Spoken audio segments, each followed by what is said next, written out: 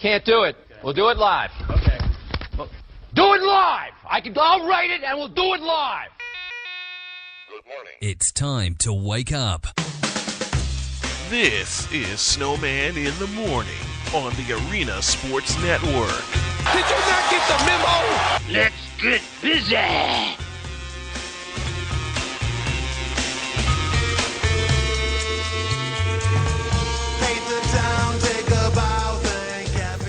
Y'all ready?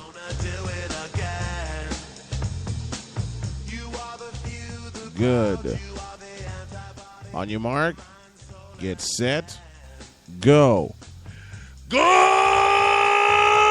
morning! Okay.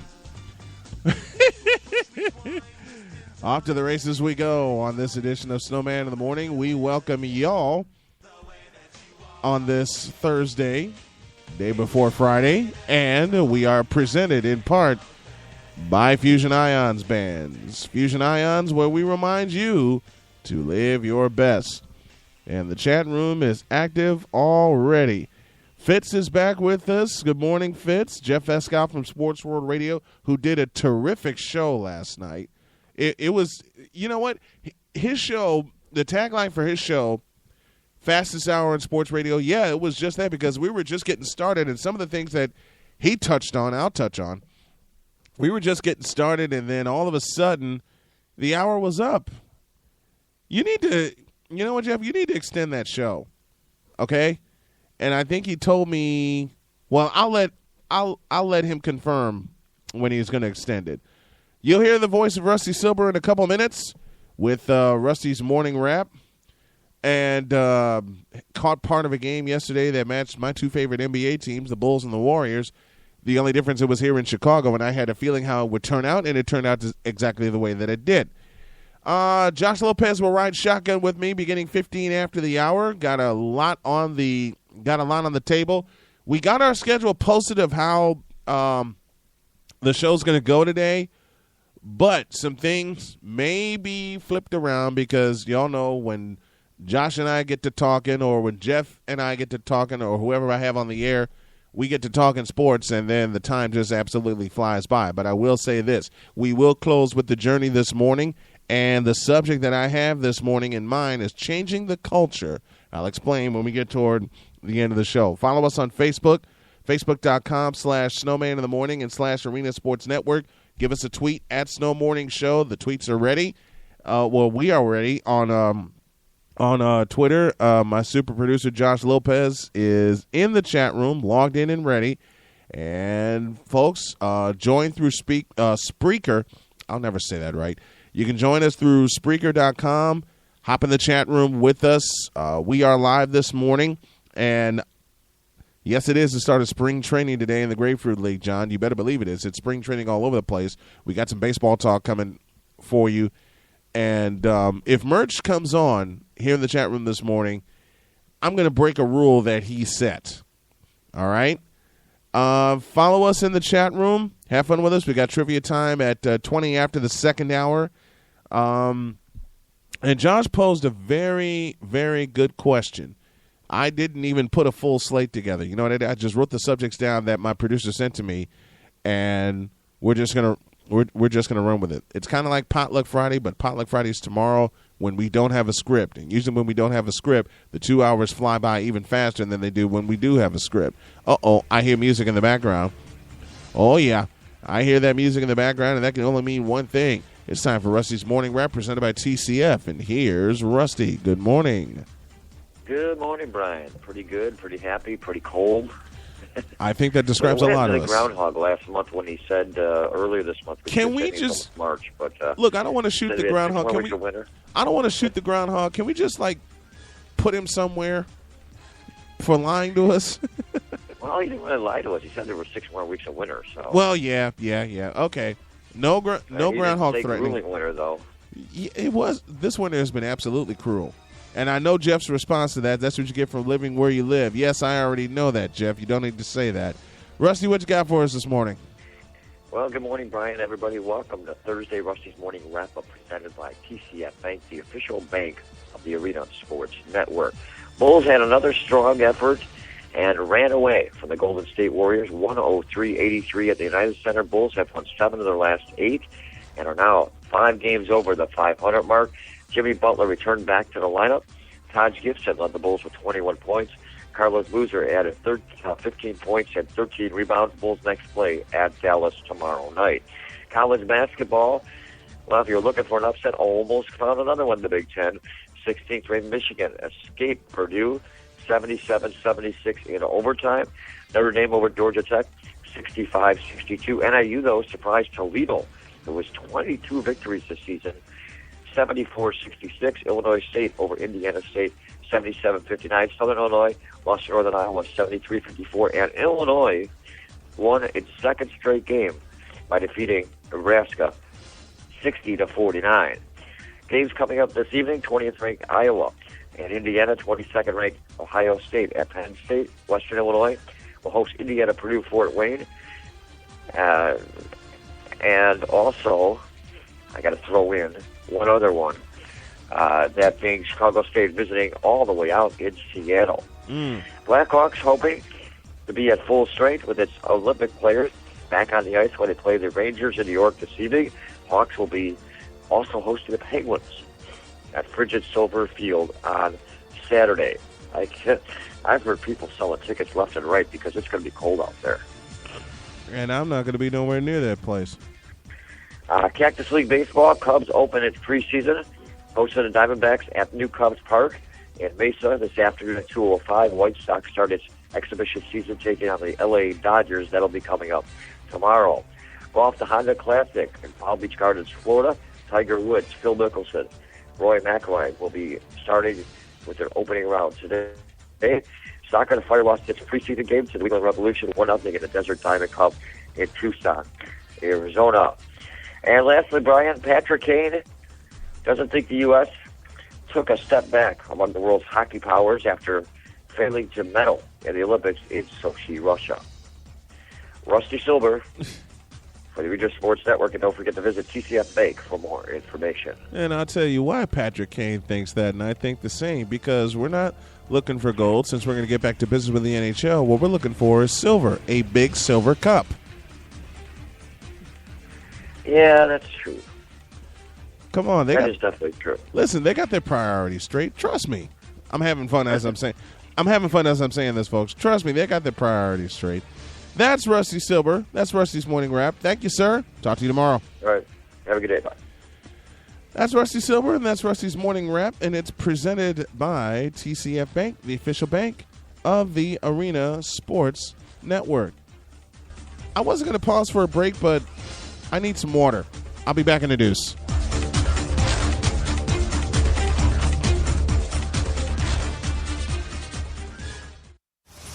Can I talk to you for a second? Come on over. How do you feel about mobile banking? If I could sum it up in one word, easy. It's so convenient. I actually do a lot of my banking on a mobile app. Yeah, it's really helpful. Love mobile banking. With the TCF mobile app, you can bank anytime, anywhere. So how would you use it? If I need to check my balance really quick, or if I need to transfer funds really quick, I'll whip out my phone and do the little app. At the airport yesterday when my flight got canceled and I needed to buy another ticket. What's the craziest place where you've banked on your phone? In the bathroom before I got in the shower. Yeah. Probably a plane when you're not supposed to be on your phone. They tell you to turn it off. In bed. I was in Morocco in the middle of the desert. Morocco? Yeah. There isn't a crazy place for mobile banking. It's convenient. Download the free TCF mobile app for your smartphone and tablet. Switch to the home of free checking today. For locations and more information, call 1-855-OPEN-TCF or go to tcfbank.com. TCF Bank. Surprisingly connected. Member FDIC. Some statistics are surprising.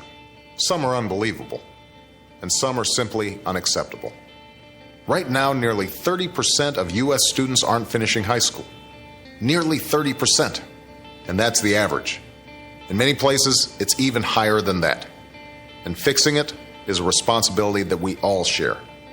This is President Obama, and I urge everyone, not just parents, but friends and neighbors and family members, to take responsibility for encouraging the high school students in your communities, to support them, challenge them, push them a little, and do whatever it takes to help them make it through.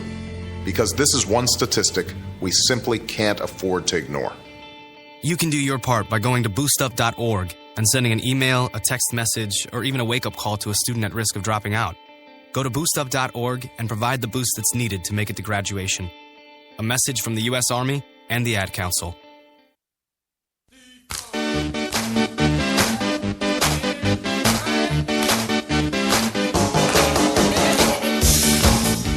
Hey, Josh, wake up.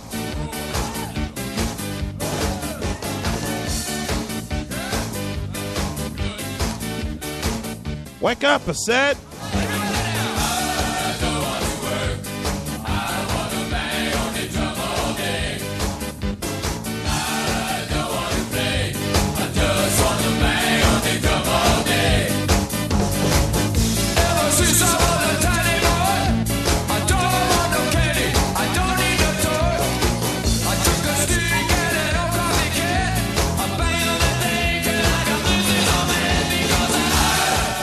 I told y'all I could listen to this song all day, and some days even Liz won't let me because I bang it too much. That's fine.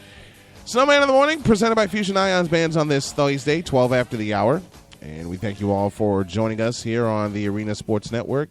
You know what? This show has gotten a lot of traction, it's gotten a lot of fans, it's going to get a few more fans, and folks, if you like what you're hearing, why don't you consider becoming a listener partner? The way you can do that is for $30 a year.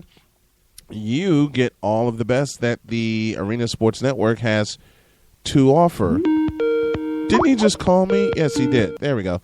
Josh Lopez in just a second. If you like what you hear, consider becoming a listener partner. And for $30 a year, you get all the best of the Arena Sports Network, and you help us bring the spotlight back to the student athlete. And there are a few more extras that are on the way. So go to thearenasportsnetwork.com/listener partner or call 312-566-8105 for more information. Good morning, Josh. What's up? Are you awake, sir? Yeah, I've been up. You've been up? Yep. How long you been up? Let's see, hour and a half or so. That's it? Yeah. I bet you've been up since 4 or something. Yeah, about 4:30. That's when my alarm went off. Nice. Yeah, Josh is riding shotgun with me this morning, and I thank you, and I thank you, Josh, for that, and I thank the folks for tuning in. Okay, second half of the NHL season begins tonight. Second half of the Bulls season has already begun. Josh, why are people still hating on the Bulls? Even though they're 5 games above 500, they're minus Rose, they're minus Dang, and yet people still want them to tank the season, and it ain't going to happen. Why are people still hating? Because Chicago is the key and essence of what a bandwagon sports city is, and also how nobody has patience in society today. This is true. I did something. We had talked about this before. That. Oh, excuse me. Never mind. I won't explain that. We talked about how Bulls fans, after Rose went down, believe they should tank the rest of the season just so they can get a high lottery draft pick. There we go. That ain't going to happen. Not with Tom Thibodeau in charge, because he gets his team to play hard, and they have played even harder. They went through a little funk when they lost Rose because they thought they were going to have him for the full season, and then Rose injures his left knee. He's gone for the year. The fans thought the Bulls were going to tank, and it's not happening. And to their surprise, they're doing well. They're sitting in the third. Ow! Don't do that. They're sitting in the third spot in the. They're sitting in the third spot in the East, and I don't think the Bulls have played their best basketball yet. No, not at all, actually, because they said the same thing when the Bulls had their 60-win season, and Rose was out for the majority of the year. No, Noah was out for the majority of the year. And it's like this sporadic thing that's gone on since the three of them paired up 3 years ago. 1 year, Carlos Boozer's out for the majority of the year, the next, Joe Noah, and then, of course, Derrick Rose can't make up his mind if he wants to be injured or not. And we still win. With or without them, we still win. Here's an argument that I heard, and they made this comparison to teams of the past that the Bulls, as they stand right now with the players that are on there right now, are only a good regular season team. And I've been asked many times, how come you still believe in the Bulls? Well, one, I've been a Bulls fan for as far as I can remember, when Michael Jordan showed up in 1984, and even through our lean years from 99 to 2002. But the biggest reason that I believe the Bulls have not had any consistent playoff success in the Tom Thibodeau era, there is one thing that has bitten the Bulls, and I say this all the time, and I will stick to it. The one thing that has bitten the Bulls has been injuries. And even with a strong team like the Bulls, it's a lot to overcome.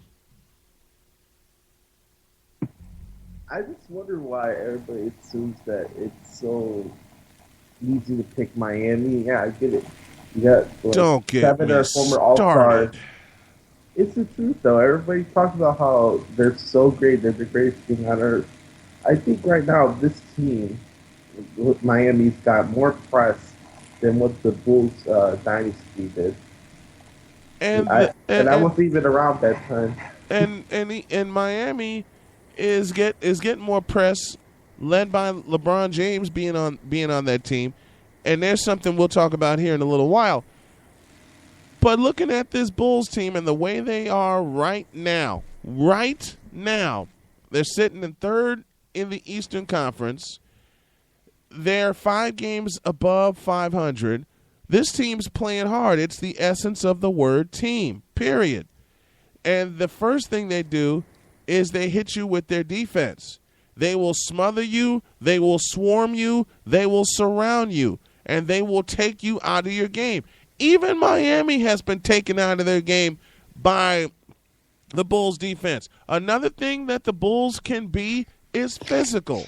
And the only other team, and look, Fitz is going to hate me for this statement, and he's just going to have to continue hating me, but I'm going to go ahead and say it. The only other team that can match up with the Bulls right now is the Indiana Pacers, period. Why? Because they're a mirror image of each other. They like to get physical, they like to play defense, and they are in your face when it comes to their style of basketball. Well, even then, the Bulls give Indiana issues. It's all about the defense.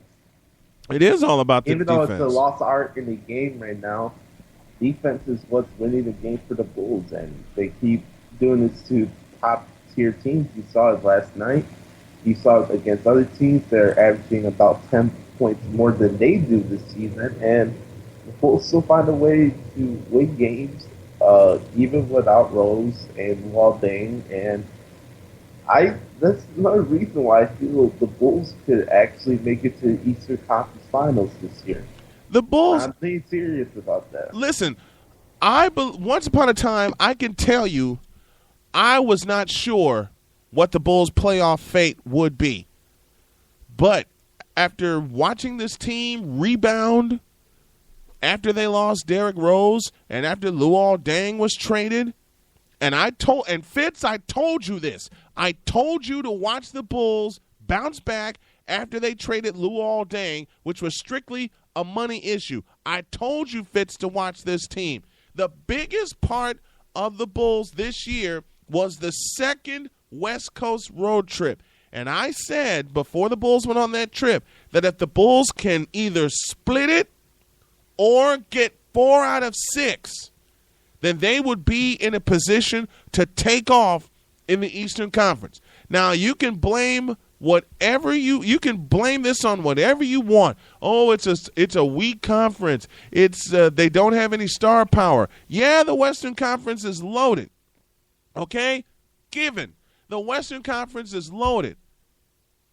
All right, and the East is not as strong as it once was. But if there's one thing the East do that most of the teams in the West, I said most, not all.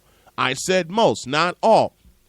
If there's one thing that teams in the East do that teams in the West do not do, on a general standpoint, it's play defense. And right now, an Eastern Conference Finals matchup, and Fitz, you're going to hate me, but I'm going to go ahead and say it. The way that it is right now would be the Indiana Pacers and the Chicago Bulls, and I would not be surprised if they, even if it's the East semifinals, Josh, I wouldn't be surprised if they lock horns for a 7-game series.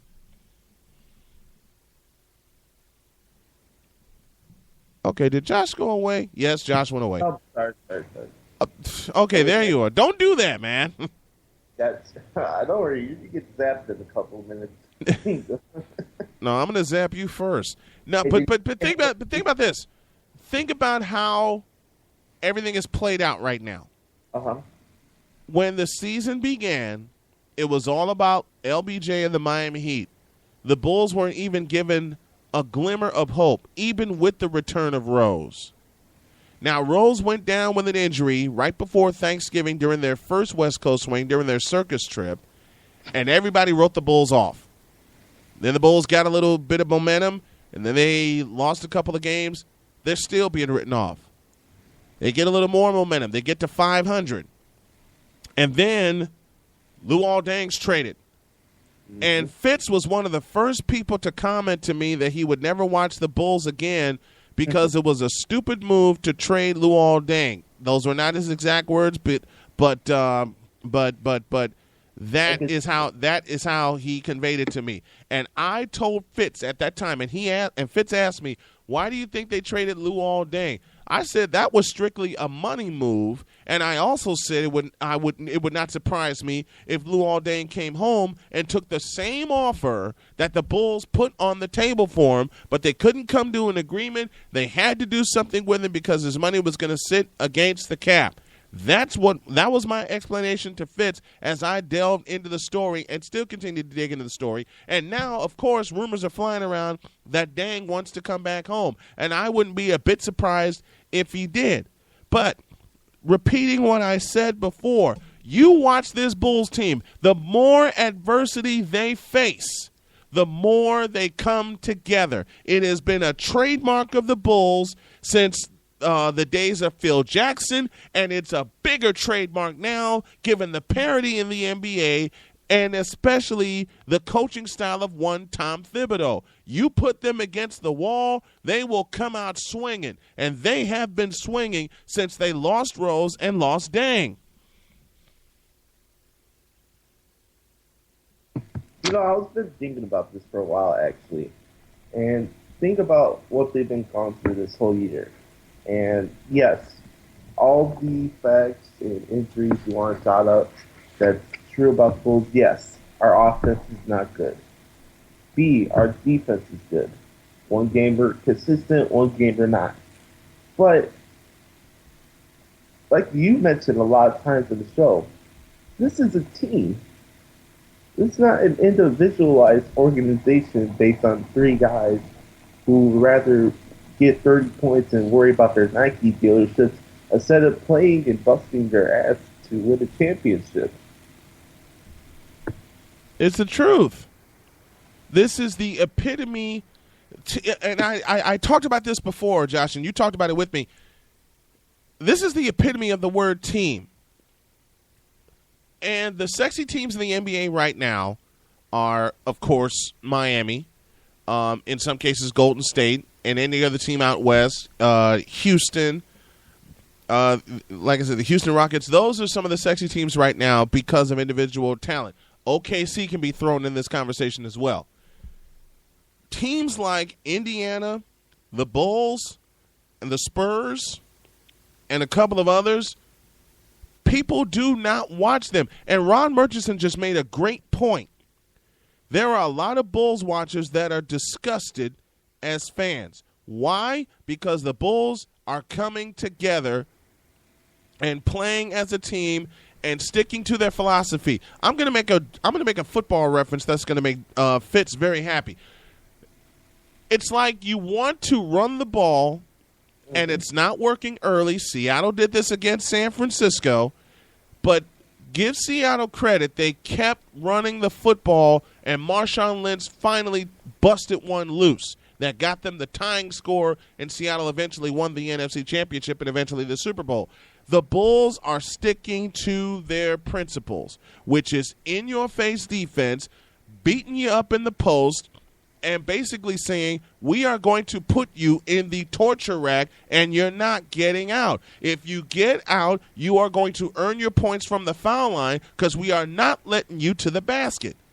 Now, early in the season, even their defense had suffered a little bit, but think of the mental state of the Bulls at the time they lost Rose. They just got their leader back. They had him for 10 games, and then he goes down with another freak injury. Okay? Any other team, for the most part in the East, any other team, it would have broken them. It made the Bulls stronger. Mm-hmm. For those who are saying that we should tank and that we should start looking for draft picks or trading our whole team to get a master free agent, you're not a fan because you're not. You're not. The majority of the guys that are on this team are from draft picks that the Bulls developed over the years, besides Carlos Boozer, and it's an actual team, and they're actually winning with the team philosophy. I mean, everybody talks about, we need 2 or 3 superstars to win a championship these days. Do you see what's going on with the Knicks right now? Do you see what's going on with the Lakers? I mean, 3 of the players are not even playing. No, they're not. And everybody had thought the Lakers would be back on the top of the mountain. They thought the Knicks would be able to compete, considering the season they had last year. Hell, they even put the Nets ahead of the Bulls, and we beat them in a 7-game series. Okay? People, do your history. Research your history. You can put the Nets above the Bulls all you want to. And before the season began, and Fitz and I talked about this at a Marquette game, before the season began, the Nets were placed ahead of the Bulls in 8 out of the 10 polls, and I said those 8 polls are wrong. And I had a couple kids at Marquette say, why do you think that? I said the Nets are going to have something happen to them, and this is not ill will wishing. It is just the makeup and the nature of the team. Something was going to happen to them that would take them out of the equation, or with their play under Jason Kidd, they would take themselves out of the equation. And both instances have happened. Meanwhile, with the Bulls, they have come together after the injury to Rose and the trade of Deng. They've gotten stronger as most of the other teams in the East that are supposed to compete have gotten weaker. Snowman in the Morning, presented by TCF Bank, the official bank of the Arena Sports Network. TCF Bank, surprisingly, TCF. I was going to talk a little baseball, but let's stay on this. Let's stay on this subject right now. Josh Lopez, One thing about baseball. Did you see what I put earlier? Yeah, I saw that. I'll repeat it. I'll read. No, you go ahead. I'll read that. I'll read that later. We're going to talk baseball after the break, but let's stay with this. Let's stay with this for just a little bit. Think of the teams that were selected ahead of the Bulls to compete. The Knicks, the Nets. Okay? Nobody gave a damn about Toronto. A lot of attention was paid to Philadelphia, and then Philadelphia gets rid of Drew Holiday. Oops. Bad move. You know what? And Fitz said, I've been asked this. Fitz asked me this, and I'm still getting asked this question. Do I think that the Bulls should have made a move for Carmelo Anthony? Hell no. And I will tell you 2 reasons why. Number 1, Tom Thibodeau believes in this team, period. He's believed in this team. He's invested in this team since he got here 3 years ago. That's point 1. Point 2, if a trade was made for Melo, think of the young talent that the Bulls would lose in the process. They would at least give up 2 or 3 young components that make up this team. And it would take away from what Thibodeau has been preaching, which is defense. So Melo coming to the Bulls, forget it. It would not be and would never be a good move. No, that's the business like Triple H. It really wouldn't be. Let's talk a little baseball now. Fitz is down in Florida attending Boston Red Sox spring training. I'm about to say training camp. I'm in football mode, can you tell? Ron Murchison is in the chat room with us. He's a longtime Cub fan, and my question of the day at the bottom of the hour is we're gonna have some fun with that. Okay, Josh posed a question to me, and I want him to be the first one to answer it. How do the White Sox regain control of the AL Central? Because they had it 2 years ago. They had it won, and then Detroit got hot at the right time. Kudos to the Detroit Tigers. And then last year we lost 99 games. We didn't lose 100, so I can take that away from the season. Paul Konerko's back for his final tour. We can take that away. But somehow, I really believe that Robert Ventura will push the right buttons like he did in 2012, and he had that team 3 games away from the postseason. And then they signed Jose Abreu, who I had a chance to look at, and he's looking damn good. He's looking damn good right now. It's just going to be how he is with live pitching from other teams, not just in inter-squad games. But I will say I love his work ethic. The White Sox are feeding off of it. Adam Eaton is going to lead off in center field and be a true leadoff hitter. Josh, what are your thoughts on the White Sox right now? I talked about this on my radio show on Monday, and it doesn't help that last year we ranked at least the bottom 10 or bottom 5 in the league on offense. That's been an issue with the Sox for the last 4 years. We can't hit consistently. Yeah, we got a lot of power hitters, and yeah, we ranked high in the league with home runs, but where's the consistency? One game we score 6 points, and another we score 1 or nothing. It's like the same thing here with the Bulls. We got a great defense. We got a good pitching staff. Well, maybe solid pitching staff. But our main issue is that we can't hit consistently. And especially on the road when we go on these long East Coast trips, when you lose 6 in a row to Baltimore and Boston, and then another 6-game road trip against the Yankees and then the Tigers. I mean, I was looking through the schedule for this year, and the Sox have a lot of road games the first half of the season, which I think actually helped them out because when they're trying to contend for an AL Central championship, they were right in the position to get to that next step. But that long 7-game road trip in August, they go 1 for 6, and then you're in the position that you can't dig yourself out of a hole that you put yourself in. August is going to be a big point of the season for the White Sox. So you're absolutely right about that. Here's how the White Sox schedule shapes up, and we're just going to look at April, and we're also going to look at August because my partner just mentioned August. They start off with a pair against the Twins, and then they hit the road for 6 games. I think it's 3 against the Twins. I want to be sure I'm right. Yes, it is. March 31st is the home opener against the Twins, and then they take a day off, and then Wednesday and Thursday, 2nd and 3rd of April, afternoon games with Minnesota, and then 6 games on the road, 3 in Kansas City and 3 in Colorado. If there is any team besides the Twins that has given us fits, even in the 2005 year when the Sox won it all, it's the Kansas City Royals. And this year, I believe the Kansas City Royals are going to be no pushover. Nope. Not at all. I think it's that time where Kansas City takes their next step. They're like there. This year, they start off great, and then You can't make this up. My biology teacher can't even make this up. I told you not to include that.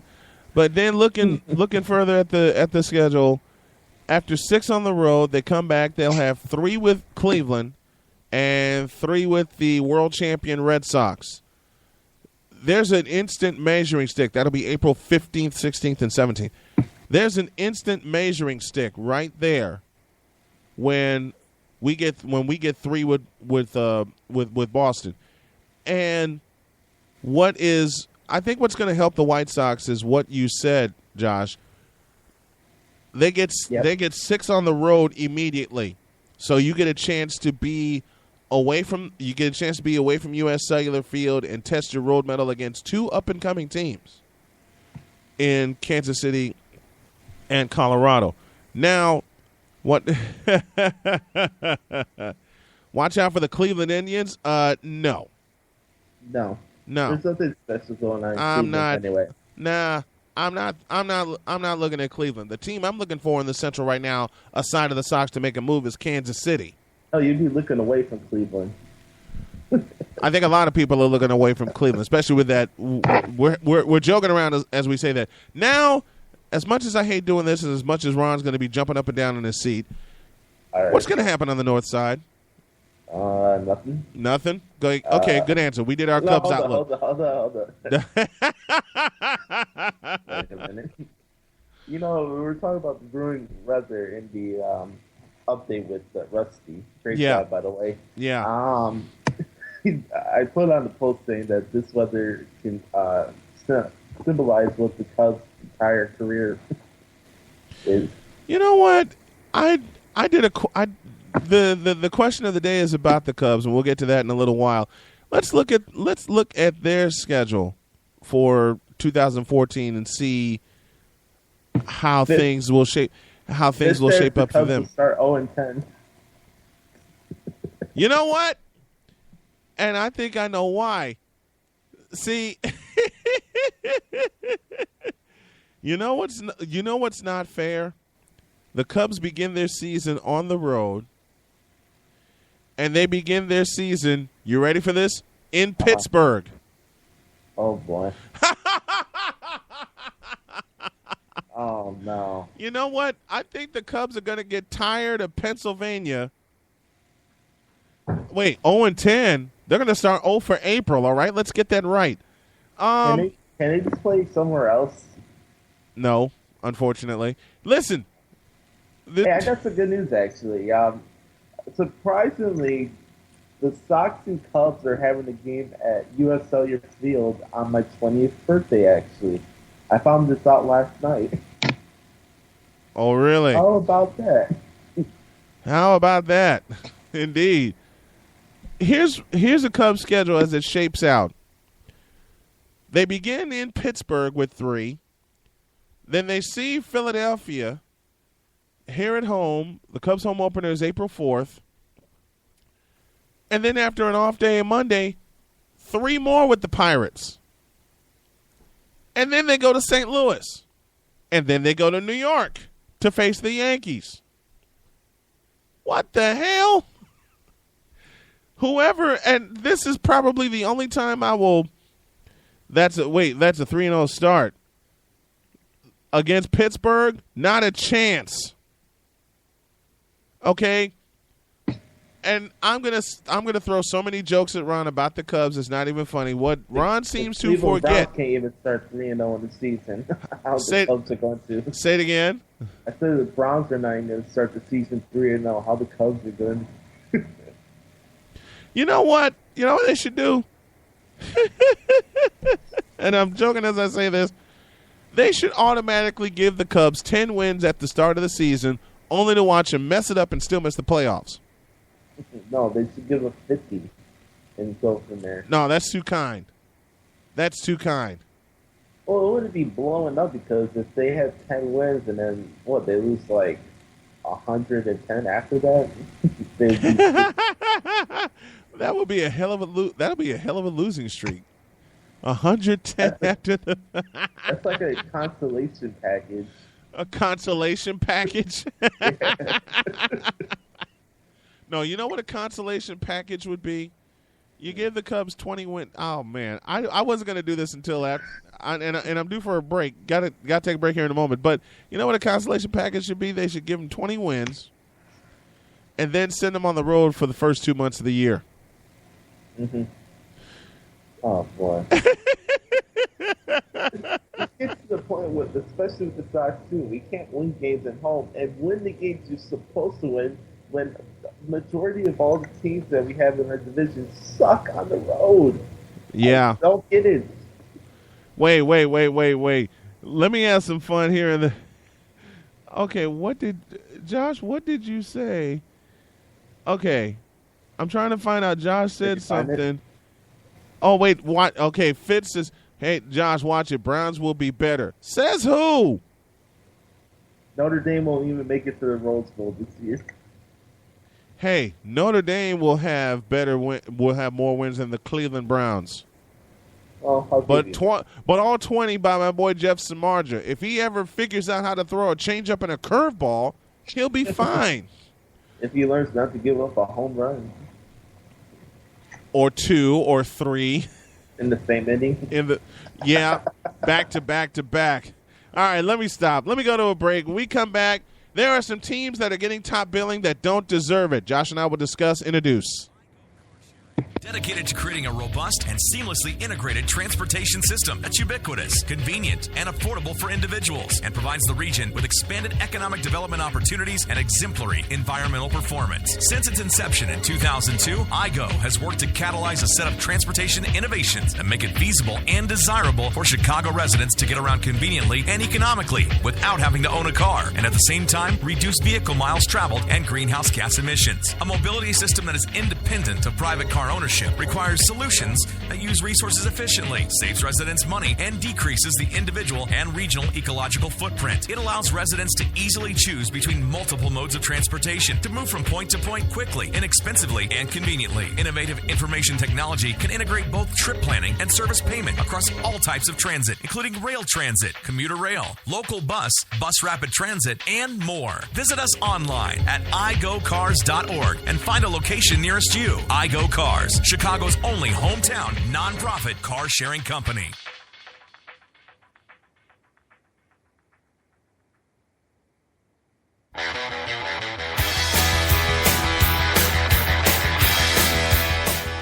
This is the Cubs theme for this year.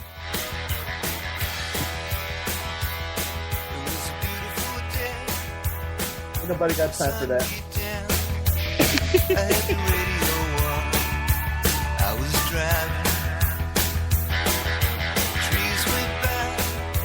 All right, now I got to pick on Ron for something he said. Snowman in the Morning.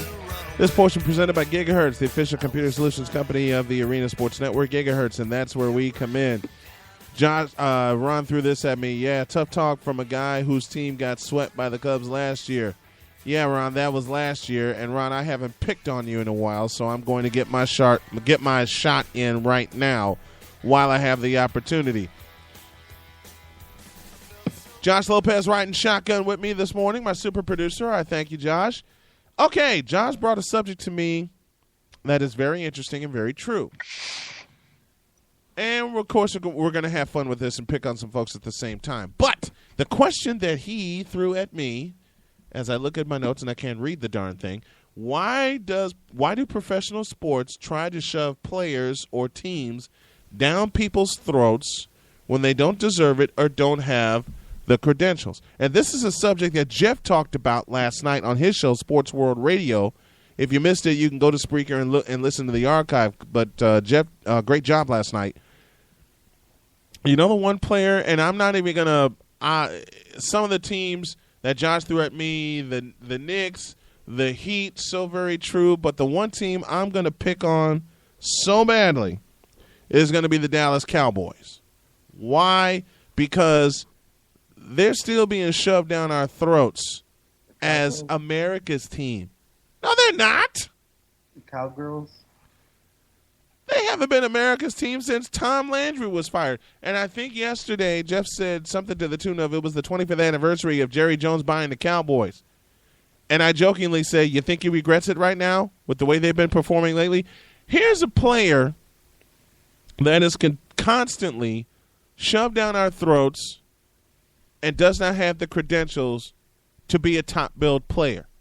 His name is Tony Romo. Oh, boy. Well, before you go on, Brian, let me just say I wouldn't put San Francisco as the team of America. I know that get you upset, but the reason why I say that is because I have a feeling they told the people in the electrician place in the Superdome to shut off the lights. Josh, shut up. It's true. How coincident it was that Josh, they were about to get blown out, and then they came back after that. Hey, It ain't coincidence, all right? It was like a Miami Heat comeback. Hey, now that was a conspiracy, okay? Let's just hope the lights don't go out in the Superdome for WrestleMania, and I'll leave that alone. Oh, boy. Dong. Yeah, lights go out in the Super. Listen, what happened to his sound effects? He haven't played any of them. Here you go. Playoffs? Jones is the problem. He refuses to hire a GM. How about let's add this to it. He refuses to hire a coach. Because I'm sorry, Jason Garrett is not a coach. He's a coordinator, but he's not a coach. Okay? Mike Hearn talked about this a lot, and I believe this to be true. When you have the right pieces in place to build a franchise and a dynasty, the quarterback and the head coach are in sync. Jimmy Johnson and Troy Aikman were in sync, period. Bill Walsh and Joe Montana were in sync. George Seifert and Steve Young were in sync. And I hate to mention this pair, but I have to. Bill Belichick and Tom Brady. Pete Carroll and Russell Wilson. All of that is in sync. It has not been in sync with the Cowboys since Tony Romo took over as starting quarterback. Period. And if you want to play that will forever define Tony Romo, just go to the fumbled snap in Seattle. I wonder what's worse, that or the butt fumble. No, that was Mark Sanchez. That was Mark Sanchez who did that. But strictly, I know that, but I'm just saying what's worse. The fumble, because it was a playoff game. With the Jets and Mark Sanchez, you've come to expect that, which is why Mark Sanchez got the boot, and Geno Smith is going to take that team to another level this year, my opinion. But who are some of the other teams that have been shoved down our throat? Jeff said it. You think? Yeah. Let's go a little further. Patriots. I'm just going to start out there. But I never got the whole Patriot thing. I'm sorry. But the argument I can make. That whole spiky thing, I could care less about the Patriots. But see, the argument from a standpoint of a person that has watched football, an argument that I will make, even though I have I got no respect for Tom Brady whatsoever, but he is a hell of a quarterback, okay? I'll give Bill Belichick this credit, okay? He designed when Tom Brady took over the offense after Drew Bledsoe got the hell knocked out of him, Bill Belichick made a smart move and designed the offense around Tom Brady, which has proven to be every bit as dynamic. Not lately because they can't win. With Kaepernick and that didn't work out. Oh, yes, it did. Are they champions? NFC champions. They got an NFC title. Where's the Super Bowl, though? This year. Nah. You even hear reports saying that Jim Harbaugh is going to go to the dump in Cleveland. You really think San Francisco's going to win the Super Bowl this year? He ain't going to Cleveland, okay? Take that rumor off the board. He's not going. He's not going to Cleveland. And if you want to compare numbers, all right, and you say here's an example of a coach designing an offense around a dynamic quarterback talent. Pete Carroll, he did that for Russell Wilson. All right, I will make this argument with San Francisco, and I will continue to make this argument with San Francisco. You and a couple of others have thrown statements at me, and this is the only time I'll get to zap Josh because I know he's going to zap me for the rest of the show, so I'm going to get my shot in right now. Yep. Go ahead. Make it good. My argument is this. That offense is designed around Kaepernick, and it's the correct offense designed around Kaepernick, around his talents. Earlier this year, Kaepernick did not have all of his weapons. Why are they not NFC champions or even Super Bowl champions? Because I will give this credit. Seattle played a hell of a defensive scheme against Frisco. The only team that can match up with San Francisco. I've always said that, and I will continue to say that. Now, will San Francisco solve Seattle? Yeah, they solved them at home. but they have to solve them in Seattle. That's just given. But take a look at Kaepernick's numbers this year. See, this is what a lot of people, my producer excluded from this list, will not take a look at. Look at Kaepernick's numbers. He threw 31 touchdowns and only 8 picks. 6 of those 8 came in the funk that he was in for 6 weeks. And he also finished with plus 3,200 yards. Okay, I'll counter that. Try me. Another reason besides Seattle's defense being good is San Francisco's offense is predictable. For a guy who was a quarterback coach, a quarterback for the Bears, not a good one at that. I rest my case. He decides to run the ball the entire time and then throw a bomb. If it doesn't work and they got space, Kaepernick will run. And it worked. And it worked. For one season. No, it worked last year too. You just don't want to give San Francisco the credit they deserve. Same way, well, they do, and they're getting it. All right? I had a chance to talk with a young lady from Milwaukee. Yeah, from Wisconsin, Milwaukee's basketball team, who believes what I believe and a lot of people believe, and that is Seattle and how the hell do we get on this subject? That is Seattle and San Francisco will be around for a while because of the way that the teams were built. If you take a peek at the NFC Championship, and don't get me wrong, all credit to Seattle for playing a great game defensively. Okay? But Seattle could not I can't say Seattle couldn't stop San Francisco's offense because they made 3 key stops in the fourth quarter and they forced 3 turnovers. All right? So I can't say for the most part that Seattle couldn't stop San Francisco's offense. For a while, that looked to be true. But as I mentioned earlier in the show, Seattle stuck to their game plan, and San Francisco made a mistake and got away from theirs, which was Kaepernick's legs. Okay? Admit it. I'll admit that. But San Francisco is a team that has the credentials, and they will continue to get the credentials, and they will continue to get better. What hurt them last year was Kaepernick coming out of the gate not having, who the hell was that? Not having Mario Manningham and not having Michael Crabtree. But let's get back to something we agree on, which is Tony Romo sucks. We can't use injuries as an excuse for not winning games, though. Tell that to the Bears. All right, you want to get zapped? Tell that to the Bears. Hey, don't tell me that. I already knew that was going to happen. I'm not like every sports fan in this city. I know that. And you should have seen, look, you and I need to go to Bar Louie one day, and I'll show you some of the Bear fans that I was talking about on an earlier show. We need to go to Snickers. You don't want to go to Snickers. You won't come out. No. I'm kidding. I mean that in terms of size. All right. Individual. Okay. Merch says individual. I'm tired of hearing about are the Mannings. Okay. Here's my Manning comment for the morning, Merch. Just to pick on you. Eli has 2 rings. Peyton has 1. Johnny Manziel will be the face of the Cowboys. No, the hell he won't. If Johnny Manziel was smart, he'd run away.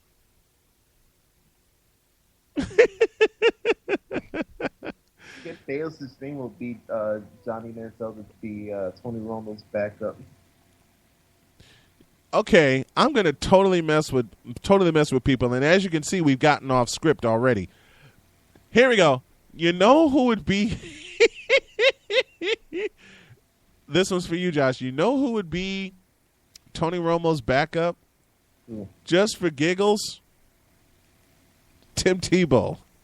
Oh, boy. I knew that would get you.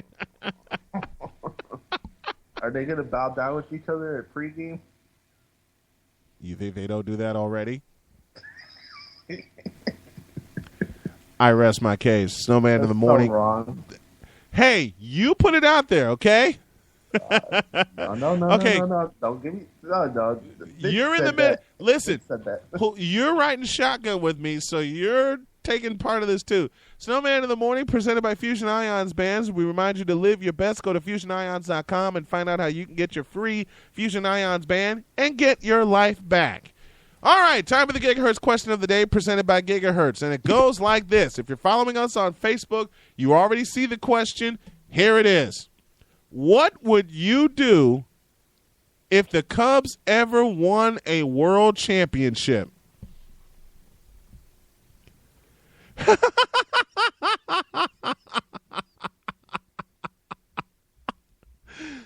My partner has gone silent. Yeah, I don't even know what to say.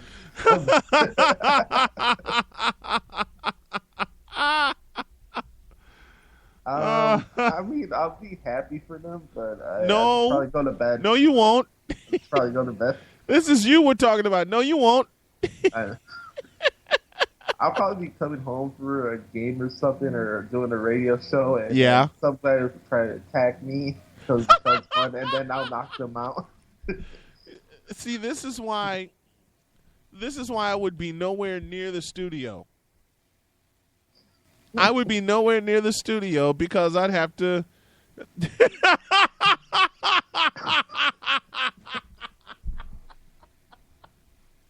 Oh no. Okay. I got a great answer from Fitz. He says, quote, I'd run around Chicago nude.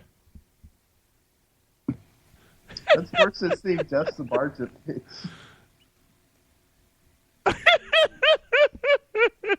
Okay, Fitz, let me up the ante a little bit. What would you do if the Cubs won the World Championship and Samardzija pitched a shutout? Oh, God, no. Oh, Jeff, great answer. Listen, Jeff, great answer. Listen, Jeff adds, if the Cubs win the World Series, I will stop doing SWR, but I know that ain't going to happen. You damn right. They got Clark the Bear as a mascot, for God's sakes. What does that have to do with anything? That's my point. Hey, if the Cubs win, I guess you need to get ready for my obituary papers. You may as well write mine, too. Because I wouldn't come out of the house for a while. All right? And then they're going to play that song, Hey, Chicago. When you Hey, don't sing that song. Please.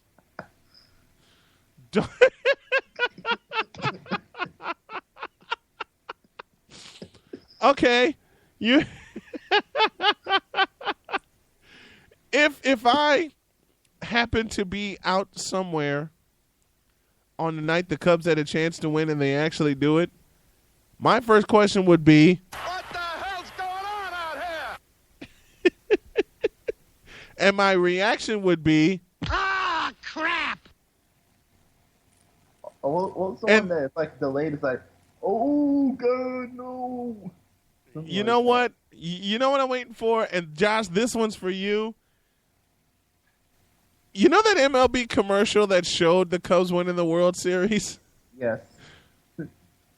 I would add one sound. I would add one sound to that before the end of the commercial. Bazinga. I'll do it again. And then wait. I'm gonna have fun with a few sounds here before we go to a break. And Josh said, "Why don't you have fun with your sound effects?" Okay, fine. Okay. Cubs win the World Series. Everybody's celebrating, and then they all wake up and it's a dream. And these are the next three words. Down.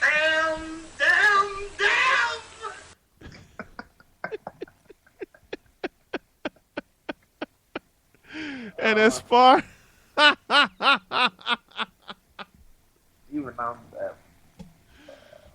and okay, let me go back to 2003 when the Cubs choked a 3-1 lead in the NLCS before the final.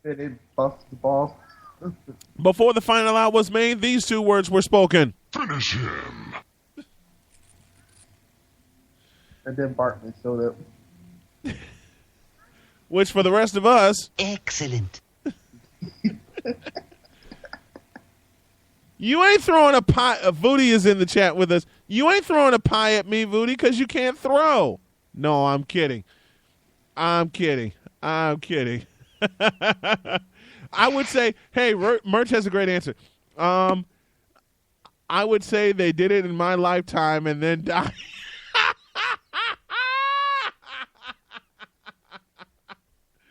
Oh, Lordy. And wait a minute. I saw another great answer.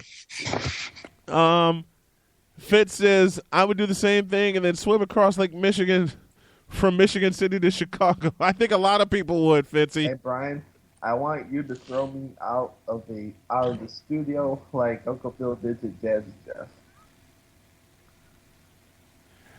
That will require a permit. Wait a minute. Wait a minute. Wait. Let's have the Cubs and Padres and the NLCS and the two mascots go at each other. That would be a mismatch. Because Clark the Bear is supposed to be cute, and he's not. I know this will make Jeff happy, but Steve Garvey will come out and hit a homer. Yeah. Steve Harvey will get his old ass up to the plate and still beat the Cubs. And Don Drysdale will arise from the grave and scream, and there will be tomorrow. That'll be Ron's nightmare. Or the cat will come out, or they'll have a fake fart, you know.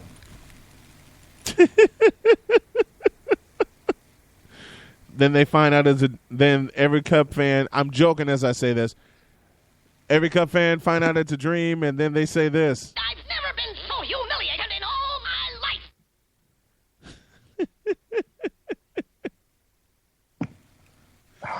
But to do that, but to have all that happen, and this is how we'll go to a break, to have all that happen, they would have to think playoffs. Playoffs? Don't talk about playoffs. You kidding me? Playoffs? And I got to go to a break. Second half of Snowman in the Morning on the way. Introduce. Anne-Marie specializes in premier 5-star vendor and craft shows. She also offers event planning for special events of any kind. Anne-Marie's goal is to provide both her vendors and shoppers with an exceptional experience, believing that promotion is the key to any successful event. Anne-Marie has developed personal relationships with her vendors and is constantly being sought by vendors who would like to participate in her popular events, often with wait lists for vendors. Working with Anne-Marie is an enjoyable, stress-free experience.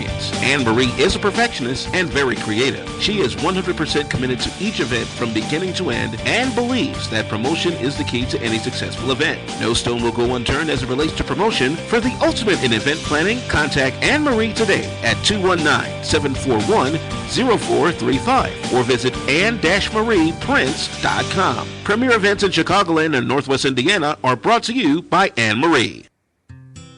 It began as a promise. Son, we're going on a road trip. That promise has lasted over 30 years. Our dream is to visit every national park in America. It's been thousands of miles, countless bumps along the way, but we'll just keep moving on, pursuing this amazing dream. Visit DrassichAgency.com or call 219-945-3040 and ask Joel Drassich how you can get all of your insurance under one roof.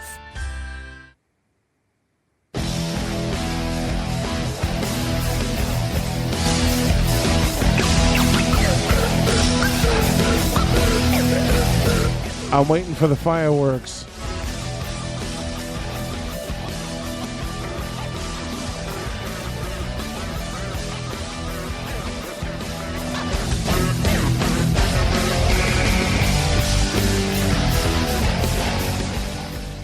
Snowman in the Morning, second half begins right now. 4 after the second hour here on Snowman in the Morning. We thank you for joining us. Follow us on Facebook at facebook.com/Snowman in the Morning. Josh Lopez riding shotgun with me. And Voody made a correction. It's Clark the Cub, not Clark the Bear. Same cotton picking thing, Voody. It's a mascot that... I won't go there. You will hear a lot of the Sox fans singing Go Cubs Go. Not in this doggone thing, you won't. I'm watching Dr. Phil and listening to Snowman. 2 shows feature dysfunctional characters. Yeah, and you laugh too. Nope, it's not. Why not, Voody? You got an answer for me? Oh, Lordy. I can't believe it's only Thursday. See, I joke when I say this. I haven't had a chance to pick on Voody in a while. Only Voody would like Clark the Bear or Clark the Cub or whatever the hell it is.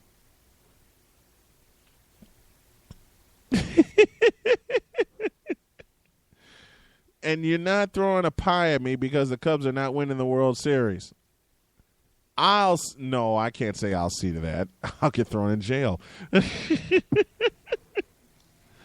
All right, time for the second half of Snowman in the Morning. Josh Lopez riding shotgun with me. We thank you all for tuning us in. Check out the website, thearenasportsnetwork.com. We're making a few changes, and we're going to have a relaunch in April. And coming up tomorrow, it's Marquette Catholic basketball as they travel to Elkhart, Indiana to take on Elkhart Christian. And let me say good luck tonight to the UIC women's basketball team as they attempt a milestone. They'll have 3 shots to get it. They will attempt to get win number 20, which would break a program record. They're sitting at 19-7 right now, and they are on their way to Youngstown, Ohio, to take on Youngstown State. And that will be tonight. We'll follow along. And speaking of following along, it's senior night in Evanston as Northwestern women's basketball will honor Lateria Taylor and Megan McEwen as their senior night. It's an 8 o'clock tip. Yours truly will be at Welsh Ryan Arena to provide all of the updates. All right. Since WrestleMania 30 is less than 7 weeks away, yes, sir. And since I'm going to shut my microphone down and let Josh take over this, no, I'm kidding. WrestleMania 30 will take place at the Superdome in New Orleans, the Mercedes-Benz Superdome, and we hope the lights don't go out. We have a question for you, wrestling buffs. Let the good times roll. Let the good times roll, indeed. All right, we got a question for you, wrestling buffs, and it goes a little something like this. What are your favorite WrestleManias or WrestleMania moments?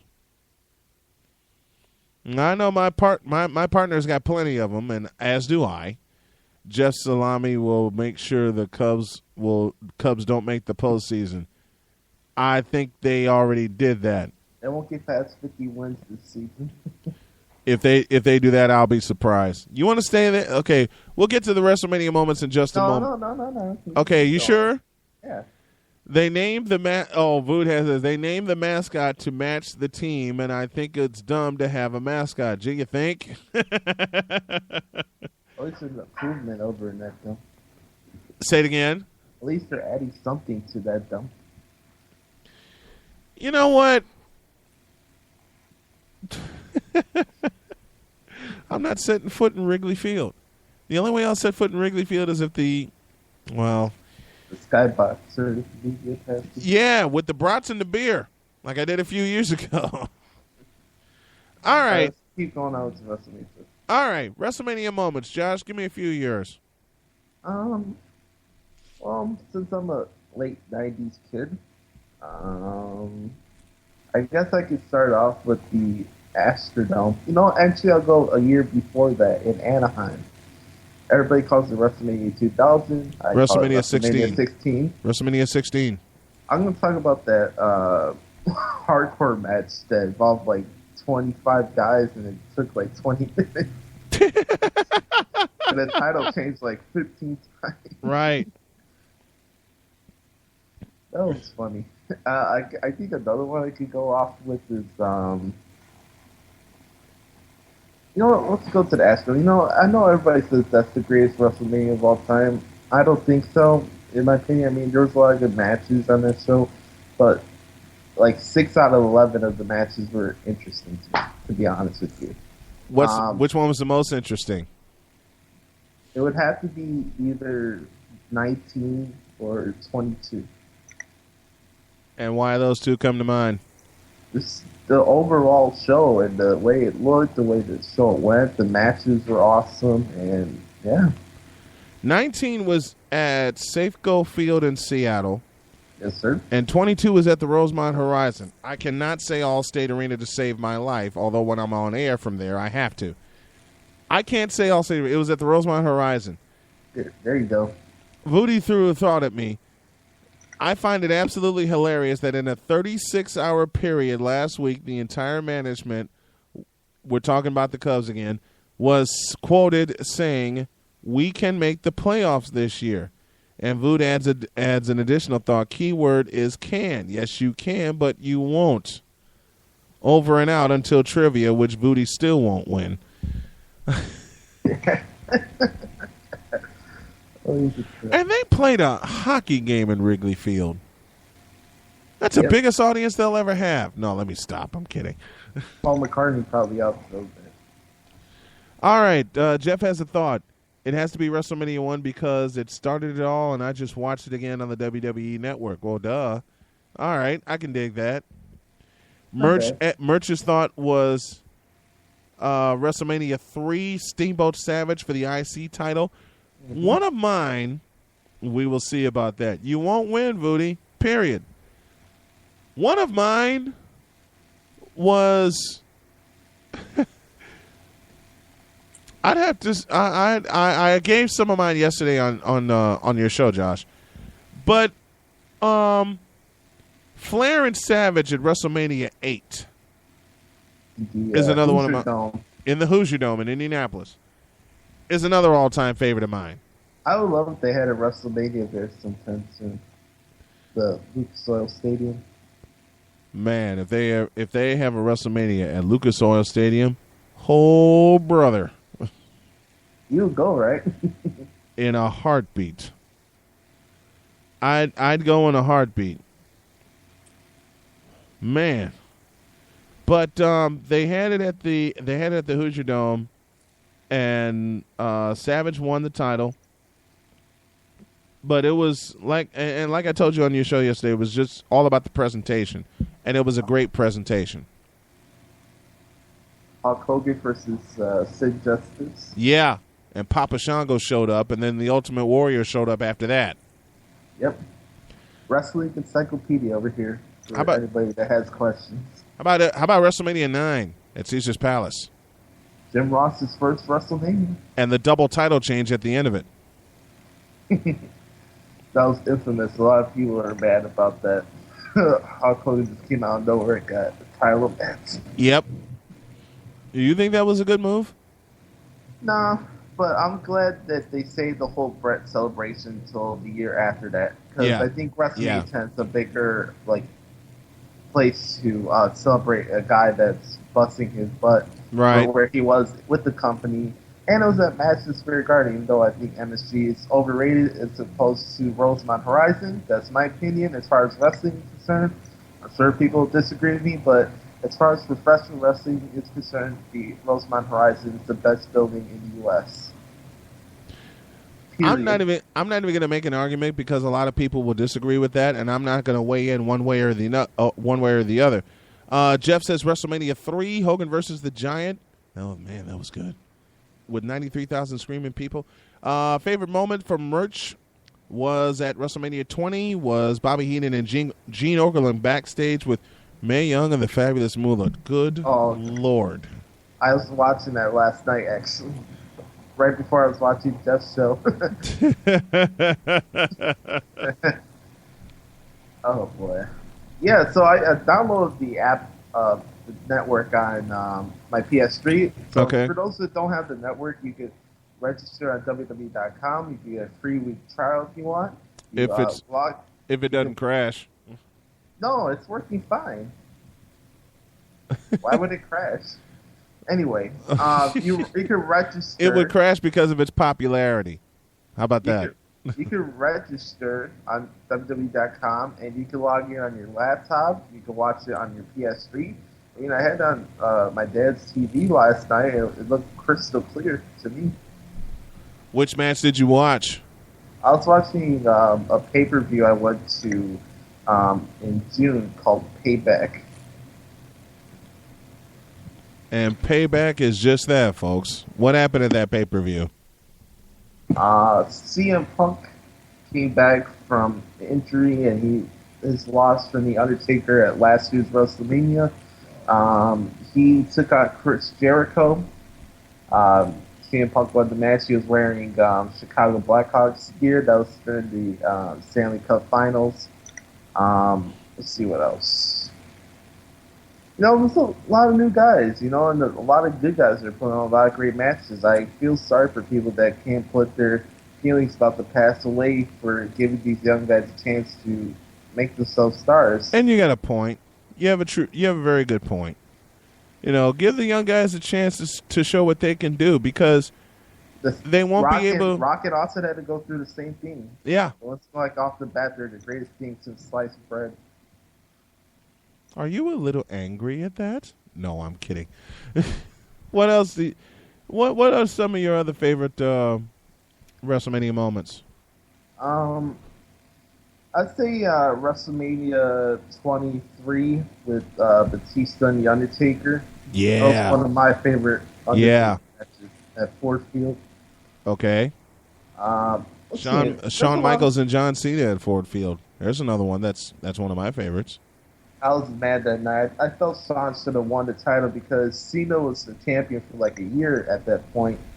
But that was a good match nonetheless. Mm-hmm. I just figured if they were making him like the next big guy, he would have to make both members of DX tap out in consecutive WrestleManias.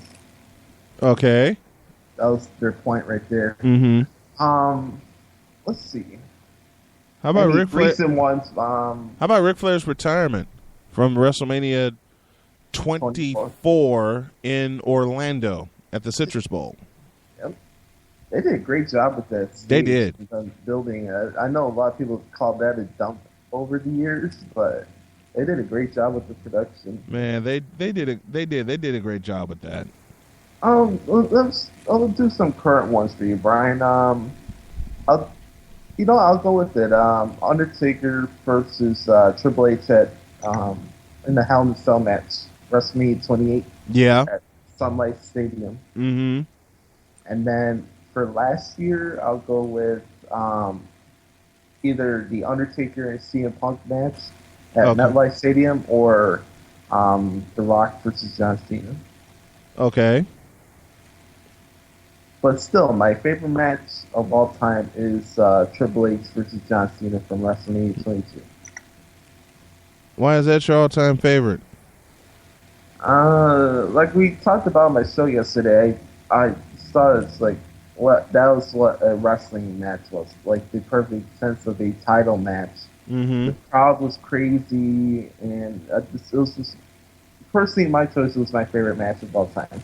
I know a lot of stuff about wrestling. I do research about it every day, so I watch a lot of matches. That one just personally connects with me as my favorite match. Everybody is entitled to their favorite match. Yeah. That's all good advantage.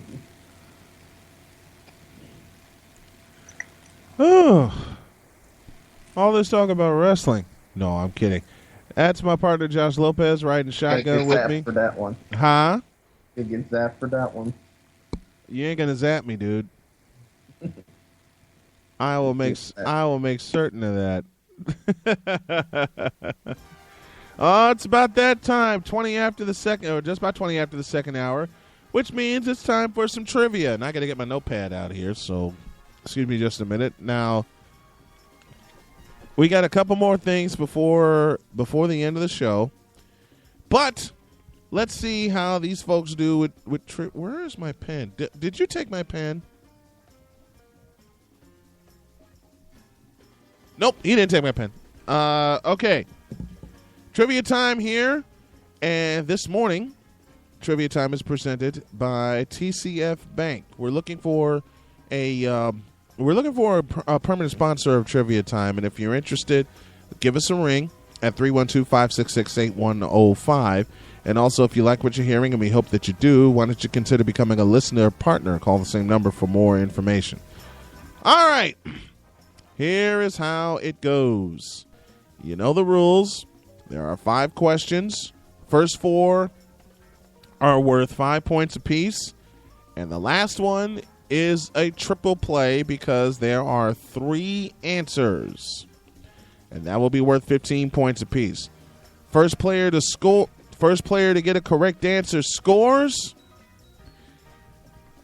Oh, I just missed a lot of answers in the chat because I was getting ready for trivia time. I'm sorry. Read them all in a little bit. First player to answer correctly scores. Most points wins. And we're going to do something for the fans to get involved.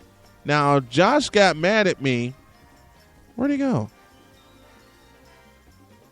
Oh, he left. Why'd you leave, Josh? Probably because he wanted to play trivia time and see what happens. Okay.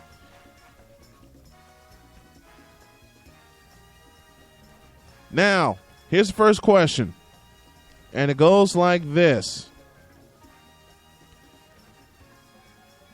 In what city, and we're talking Major League Baseball, that's our subject this morning. In what city was the last extra inning MLB All-Star game held? Shut up, Merch. That's not nice. Scoring of biology doesn't count. All right, first one to answer correctly scores. In what city was the last extra inning Major League Baseball All-Star game held?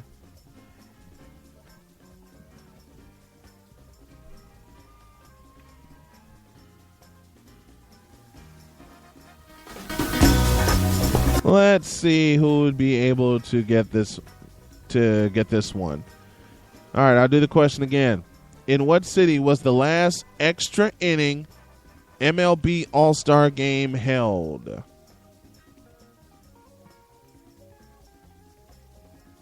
I'm surprised no one's offered a guess yet.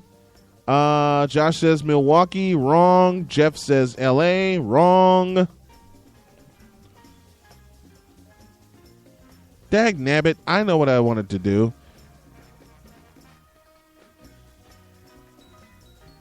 I need to set something up here really quick. And I'm going to do that right now while y'all try to figure out.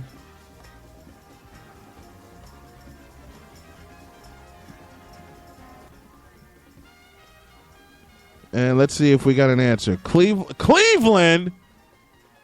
Vood says Milwaukee. Wrong answer, sir.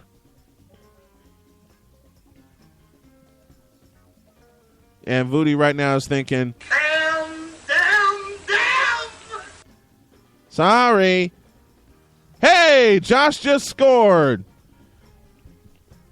The correct answer is New York. And I got the wrong board up. I'm sorry.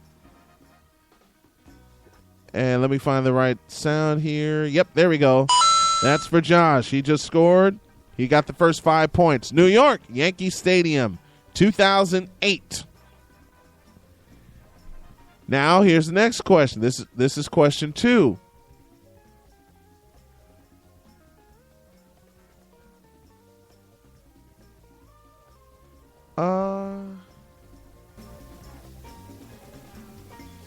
Okay. Who was the most valuable player in last year's Major League Baseball All-Star game? Now, I know the answer is going to come fast and furious. First one to get it right scores. Who was the most valuable player in last year's MLB All-Star game? Kansas City. Merch, you know better.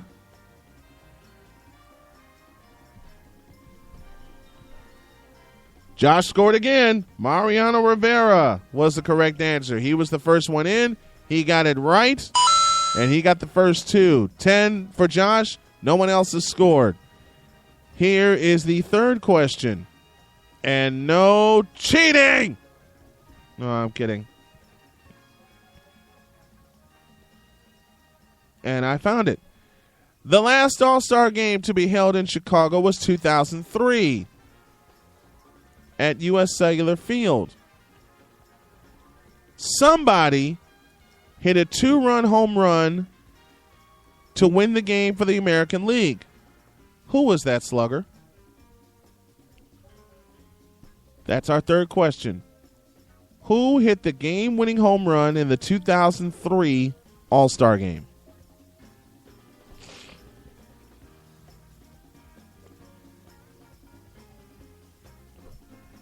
Boo, Josh, Ronald says. Sorry, Merch. You got to get in and you got to score, man. Josh says Garrett Anderson. Wrong answer. A-Rod. No. Who hit the game-winning 2-run homer for the American League in the 2003 All-Star Game? That's our third question. And Josh just scored again. He got the... Well, you need to pay attention, Jeff. I'm kidding as I say that. Answer was Hank Blaylock of the Texas Rangers.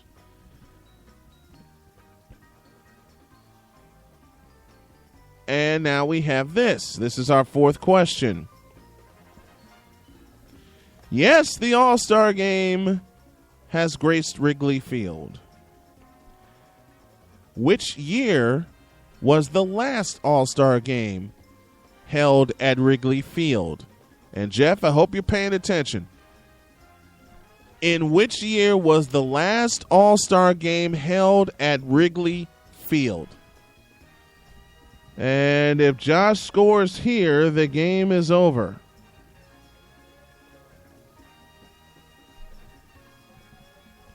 And Josh just scored. A second ahead of Merch. The correct answer, 1990. Josh has 20. And this ball game is over. I think Josh got a little mad because he hadn't won for a couple of days. So that was it. Josh got the first 4 right. He got 20. No one else scored. The last question is only worth 15. So that's that. Thanks for playing trivia with us, folks. We're going to pause for a break. And when we come back, I think I'm just going to give the message and get out of here because I got to head to Evanston. But I want y'all to hang tight with us, all right? We got a couple more things before we get out of here. We'll be back in a deuce.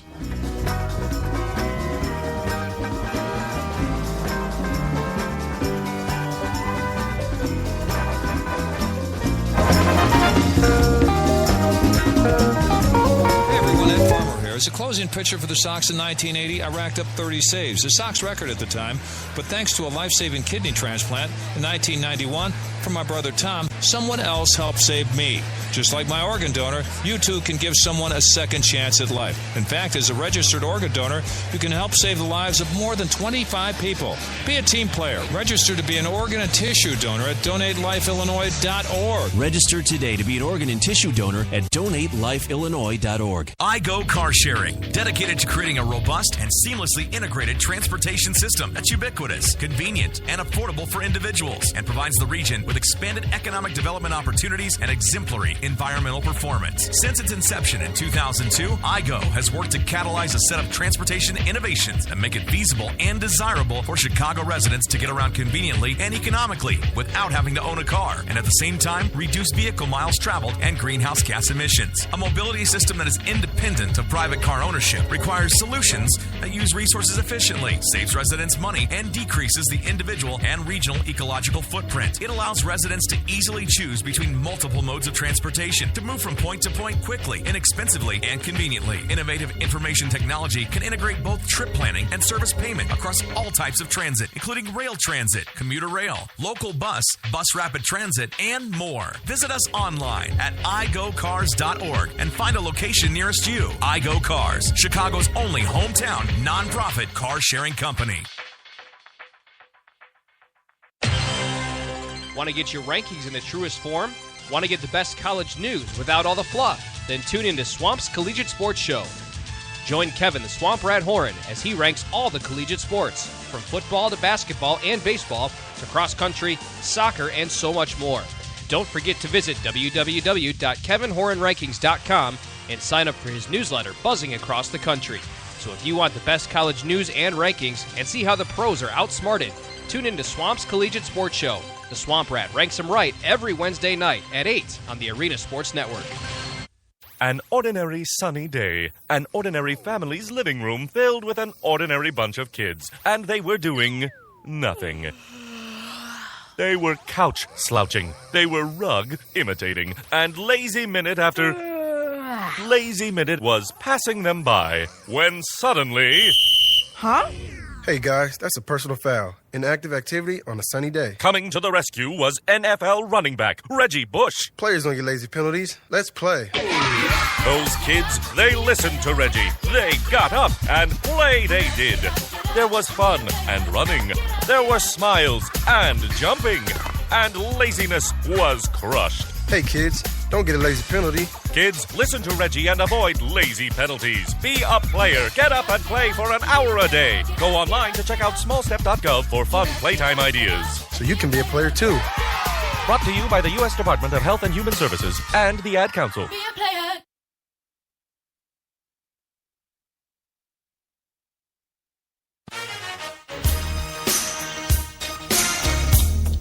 I feel like a sledgehammer today.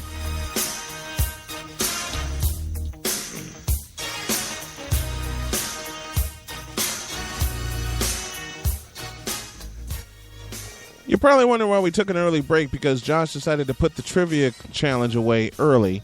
He scored with the first 4 questions and finishes with 20 points, so that's the end of that. 32 beyond the hour here on Snowman in the Morning. Hope you're enjoying the program as we are enjoying bringing it to you. Let me go through some more WrestleMania thoughts that were posted in the chat room when I had Josh riding shotgun with me. Favorite moment was WrestleMania. I did that one. Right now on the WWE Network, they're showing Shawn Michaels and Beverly Brothers face Tatanka and the Nasty Boys in the 6-man tag. WrestleMania 22, they started adding Hall of Fame ceremonies to the set. These guys tell great stories. Yes, I agree with that. Undertaker, Jeff says Undertaker versus Lesnar is going to be a good match. Yeah, I agree with that. There were a couple others that I saw. Jeff says, since I have WWE Network, I'm going to watch one WrestleMania a day until I've seen them all. Wow. Hasn't crashed on me yet, which is good.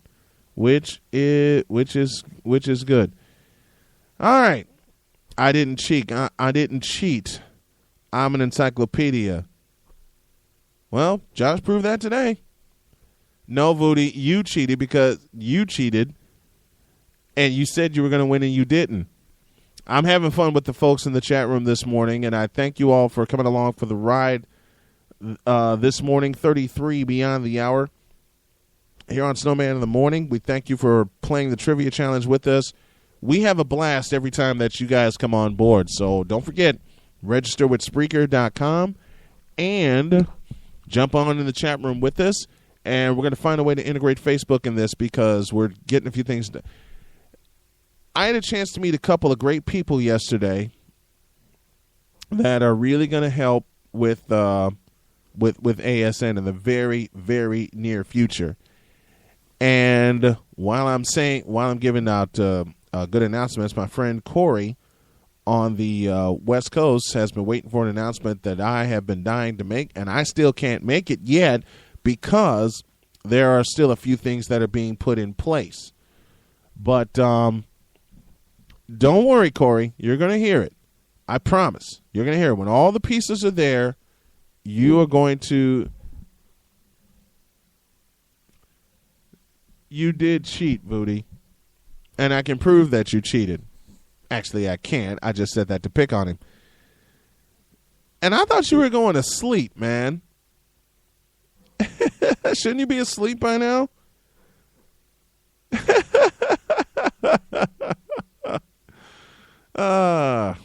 One of the many computer web design experts that I know. I haven't picked on him in a while because he hadn't had a chance to be on with us in a while either. Shouldn't be? I asked him, should he be going to sleep? He said, nope. Don't be like the Cubs. Oh, God. Please don't be like the Cubs. I'm joking as I say that, of course. Oh, mercy. Mercy, mercy, mercy. There was another subject that Josh gave me, but I think I'm going to save that one to lead off tomorrow because it's a very good discussion, and I want to be sure that I have Josh riding shotgun with me tomorrow, and it concerns the fan being taken out of the broadcaster. Save that for tomorrow. But let's do something. I'm going to do something this morning. My message this morning is about something that I hear a lot in sports, but it also needs to be true in life, and that's changing the culture. You hear a lot of teams say when new coaches take over a team that had basically been in shambles for a long time, and a new coach takes over and instills a new attitude. They call it change. They call it changing the culture, and they get the desired results. Well, why can't we do that in life and create a more positive culture around everybody? I've spoken of being positive around people, and I spoke yesterday about lifting people's spirit. This all goes into changing the culture. Change the culture around you. And the way you do that is by lifting other people's spirits, which is what I talked about yesterday. If you have been told or bullied with statements to the negative, like you won't amount to anything, you haven't done anything well, you won't do anything well unless you do this, change the culture and prove them wrong.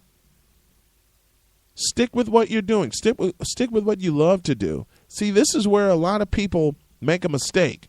They try something and they don't get the desired result in the time that they want it.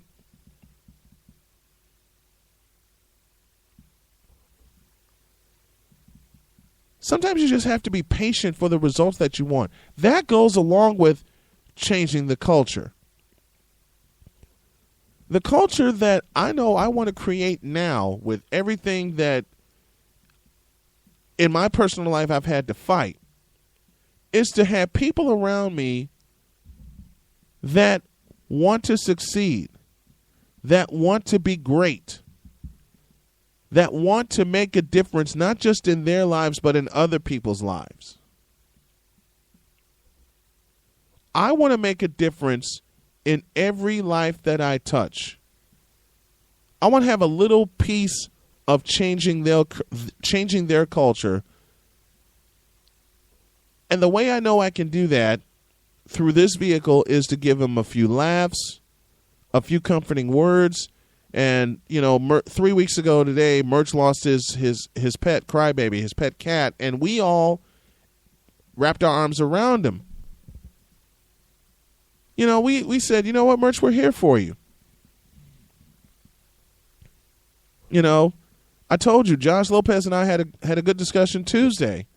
He got a lot of things off his chest, and I'm changing the culture of myself. I'm changing my own culture of being more attentive to the folks that work with me and around me, because I will admit, sometimes I get so darn busy with things that I need to do as a CEO and as an owner and as a play-by-play announcer and as a radio host that people fall through the cracks. I admit that.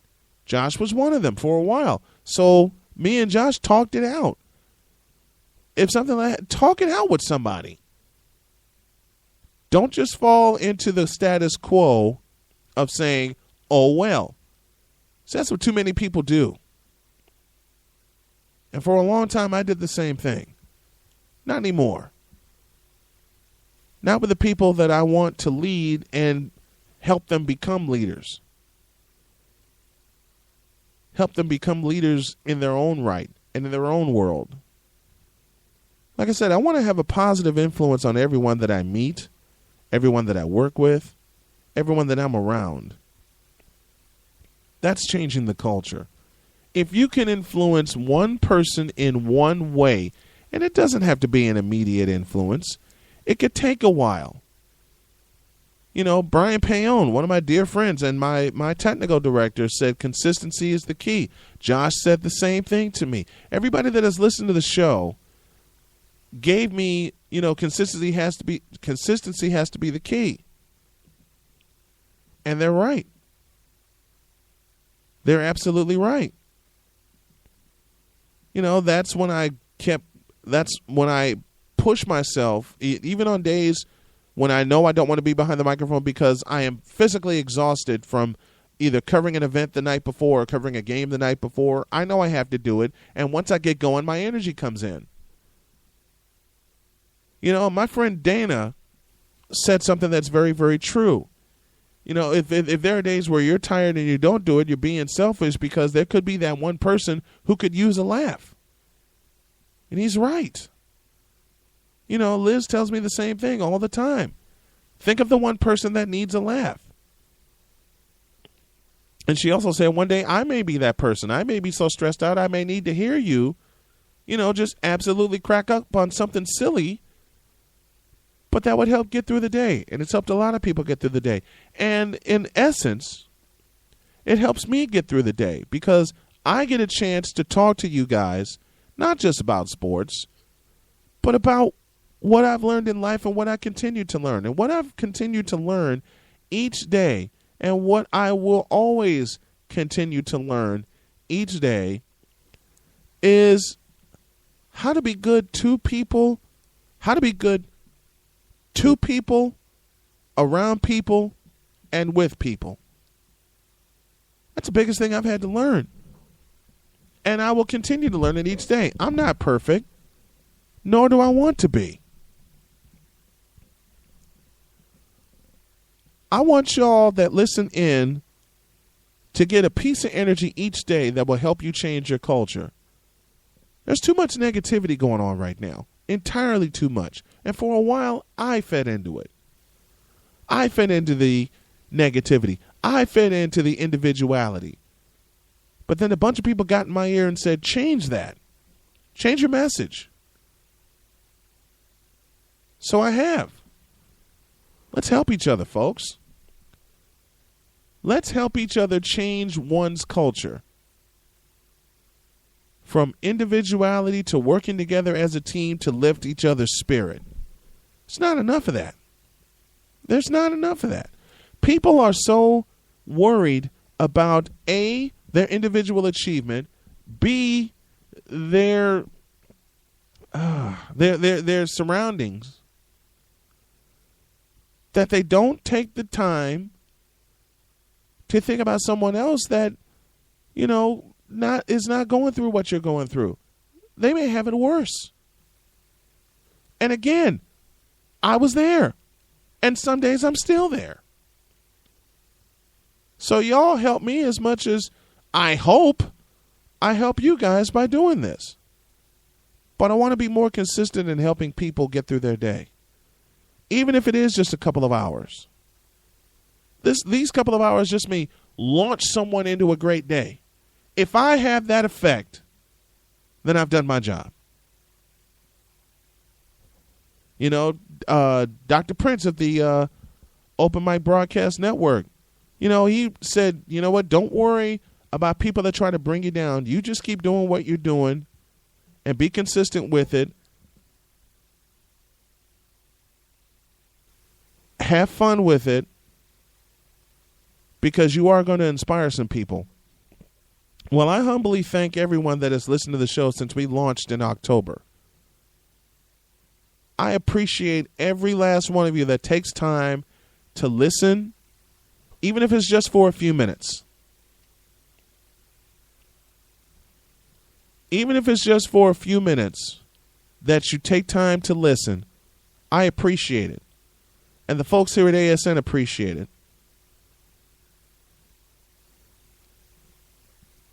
Whenever a show happens here or a game happens here, whoever takes time to listen, we appreciate you doing so. If it's for the whole duration of the broadcast or if it's just for a few minutes out of your day to get you started, we appreciate it, and we do. And we do.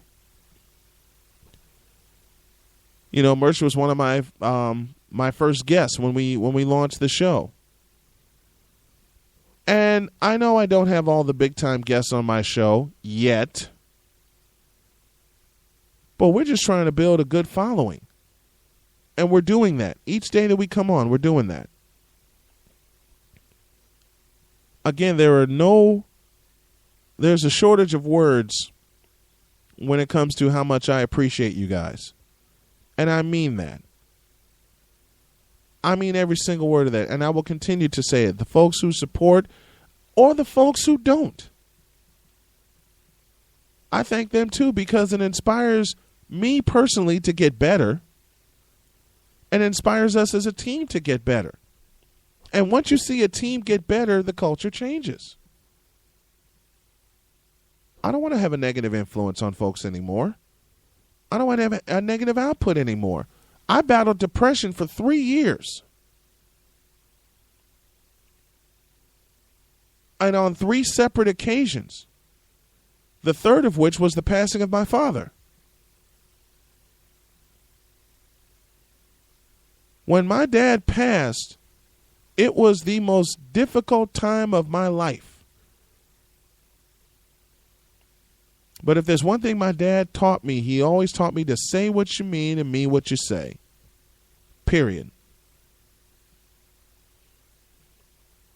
I know there are a few people that have worked with me that I need to take care of, and I'm going to.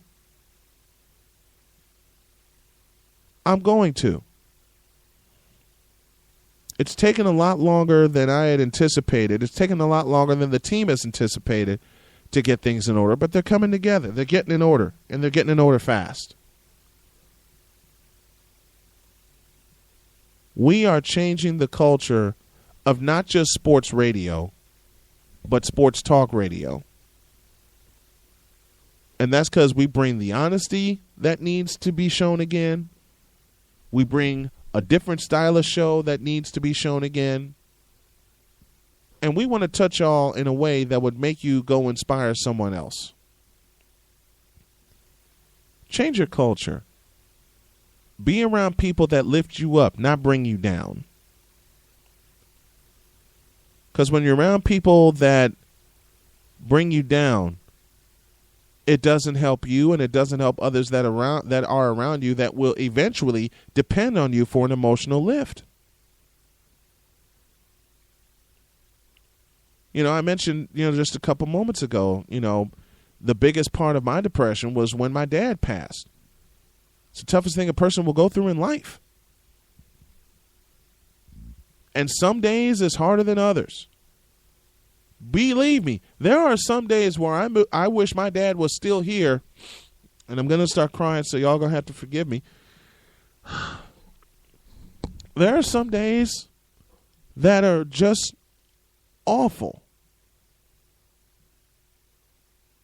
And all I want to do is just hear my dad say something absolutely goofy that'll get me laughing. But then either Voodoo will do that for me, or Merch, or Josh, or Jeff, or Liz. They'll do that. So my dad's influence is there. And it's going to continue to be there.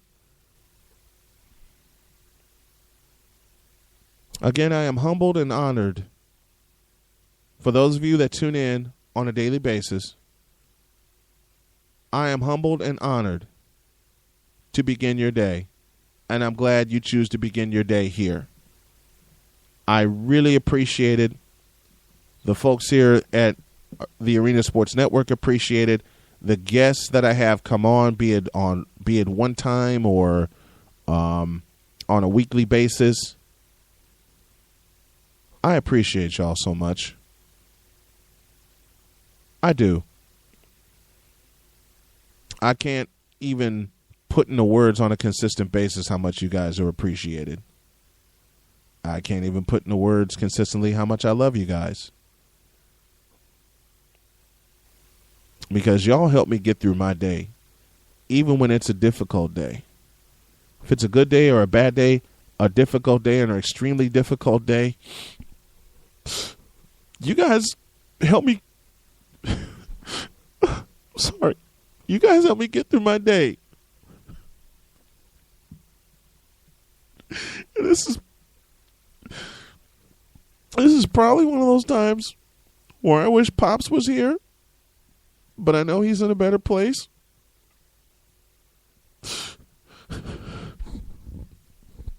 But I love you guys so much. And this is going to keep going. This is what you will hear each morning.